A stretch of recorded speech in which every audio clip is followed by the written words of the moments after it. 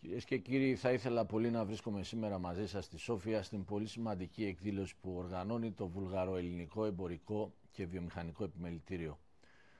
Ωστόσο, μια έκτακτη συνεδρίαση στο Κοινοβούλιο που προέκυψε μετά τον προγραμματισμό της εκδήλωσης και αφορά θέματα του Υπουργείου Ανάπτυξης δεν μου επιτρέπει να παρευρεθώ. Οι σχέσεις Ελλάδας και Βουλγαρίας χαρακτηρίζονται από αληθινή φιλία και συνεργασία. Οι δύο χώρες μας δεν μοιράζονται μόνο τα κοινά σύνορα, αλλά μια βαθιά ιστορική, πολιτική και οικονομική σχέση, η οποία προσδιορίζεται από την κοινή μας επιδίωξη για ευημερία και σταθερότητα στην ευρύτερη περιοχή. Είμαστε δύο χώρες με κοινά συμφέροντα, κοινά οράματα και κοινές αξίες. Και οι κοντινότεροι γείτονες κράτη-μέλη της Ευρωπαϊκής Ένωσης αλλά και του ΝΑΤΟ, σύμμαχοι σε μια περιοχή με προκλήσεις αλλά και μεγάλες ευκαιρίες. Η Βουλγαρία είναι πλέον μέλος της ζώνης Σέγγεν και αυτό μας κάνει ακόμα πιο ευτυχείς. Έχει κάνει ένα αποφασιστικό βήμα με την ένταξή της στην Ευρωζώνη την 1η Ιανουαρίου του 2026. Χαιρετίζω θερμά αυτή την απόφαση που ανοίγει νέες, ακόμα μεγαλύτερες δυνατότητες συνεργασίας ανάμεσα στα δύο κράτη και ανάμεσα στις επιχειρήσεις των δύο χωρών. Ξέρουμε ότι η ευρωπαϊκή ολοκλήρωση είναι προϋπόθεση για μεγαλύτερη σταθερότητα, περισσότερες επενδύσεις, ευημερία τελικά για τους λαούς μας. Και πιστεύω ότι η Ελλάδα και η Βουλγαρία πρέπει να ενισχύσουν ακόμη περισσότερο την ήδη στρατηγική συνεργασία μας και να ενδυναμώσουμε την παρουσία μας στην Ευρωπαϊκή Ένωση, στην Νοτιοανατολική Ευρώπη. Έχουμε πολλά πεδία συνεργασίας στη βιομηχανία, στο εμπόριο, στον αγροτικό τομέα, στον τουρισμό, στα ενεργειακά δίκτυα, αλλά και στην άμυνα και στην αντιμετώπιση της παράνομης μετανάστευσης. Και μαζί με τους υπόλοιπους γείτονες, τη Ρουμανία, την Κροατία, αλλά γιατί όχι και τη Σερβία και την Αλβανία στο μέλλον, μπορούμε να διαδραματίσουμε έναν δυναμικό, ενωμένο ρόλο μέσα στην Ευρωπαϊκή Ένωση. Παραδοσιακά, οι οικονομικές και εμπορικές σχέσεις των δύο χωρών είναι σε πολύ υψηλό επίπεδο.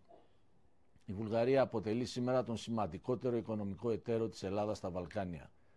Το 2024 το διμερές εμπόριο έφτασε στα 5,4 δισεκατομμύρια ευρώ, ενώ οι ελληνικές επενδύσεις στη γειτονική μας χώρα ξεπέρασαν τα 3,5 δις ευρώ. Πέρσι η Βουλγαρία ήταν ο τέταρτος μεγαλύτερος εξαγωγικός προορισμός για την Ελλάδα, με ποσοστό 5,9% στο σύνολο της αξίας εξαγωγών. Η ελληνική οικονομία αναπτύσσεται με ρυθμούς υψηλότερους από το μέσο όρο της Ευρωζώνης, η ανεργία έχει μειωθεί 10 μονάδες, βρίσκεται στα χαμηλότερα επίπεδα των τελευταίων 20 ετών. Οι εξαγωγές και οι επενδύσεις αυξάνονται σταθερά και η Ελλάδα καταγράφει τη μεγαλύτερη μείωση χρέους στην Ευρωπαϊκή Ένωση και από τις χαμηλότερες παγκοσμίως. Και όλα αυτά ενώ έχουμε μειώσει ως τώρα ταυτοχρόνως 83 άμεσους και έμεσους φόρους. Το νέο παραγωγικό πρότυπο που υλοποιούμε στη χώρα μας, με ενίσχυση της βιομηχανίας, της εξωστρέφειας, της καινοτομίας, έχει στον πυρήνα του το νέο αναπτυξιακό νόμο του Υπουργείου μας, με επιδοτήσεις και φοροαπαλλαγές 1 δισεκατομμύριο ευρώ σε ειδικά καθεστώτα για τη μεταποίηση, τις νέες τεχνολογίες αλλά και τις παραμεθόριες περιοχές καθώς και τις μεγάλες επενδύσεις. Ήδη έχουν εγκριθεί από το Υπουργείο μας στρατηγικές επενδύσεις άνω των 2,7 δισεκατομμυρίων ευρώ. Πρόκειται για καινοτόμες τεχνολογικές επενδύσεις εχμής, αλλά και για σημαντικά έργα στον χώρο της αμυντικής βιομηχανίας. Το Υπουργείο Ανάπτυξης της Ελλάδας είναι έτοιμο να μοιραστεί με τους εταίρους μας γνώσεις και εμπειρίες που αφορούν τον αναπτυξιακό νόμο, αλλά και την αξιοποίηση σημαντικών ευρωπαϊκών εργαλείων. Η Ελλάδα και η Βουλγαρία συγκαταλέγονται στις χώρες που συμμετέχουν στο Social Climate Fund, αλλά και στο Modernization Fund της Ευρωπαϊκής Ένωσης, ένα πολύ σημαντικό εργαλείο για να μεταμορφώσουμε παραγωγικά τις οικονομίες μας με επενδύσεις σε δράσεις ενεργειακής αποδοτικότητας και ψηφιακές υποδομές. Για την Ελλάδα το ποσό αναμένεται να ξεπεράσει το 1,3 δις ευρώ ως το 2030. Πιστεύω ότι και η Βουλγαρία μπορεί να υποφεληθεί από πολύ σημαντικούς πόρους, καθώς πρόκειται για έναν τομέα που η συνεργασία μας μπορεί να γίνει πολύ πιο στενή, ανταλλάσσοντας βέλτιστες πρακτικές και αξιοποιώντας από κοινού τις ευκαιρίες που προσφέρει η ευρωπαϊκή χρηματοδότηση. Αλλά γιατί όχι και να μοιραστούμε τις γνώσεις και τις εμπειρίες μας για το πώς διαχειριστήκαμε την είσοδό μας στην Ευρωζώνη, δίνοντας περισσότερες ευκαιρίες για επενδύσεις και συνεργασίες επιχειρήσεων στις δύο χώρες.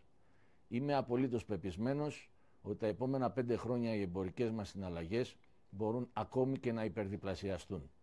Μαζί μπορούμε να διασφαλίσουμε ότι στην περιοχή θα δημιουργηθεί ακόμη μεγαλύτερη διασυνοριακή ασφάλεια, περισσότερες ευκαιρίες ανάπτυξη και ευημερία για τους πολίτες και των δύο χωρών. Η πρόκληση είναι μπροστά μας.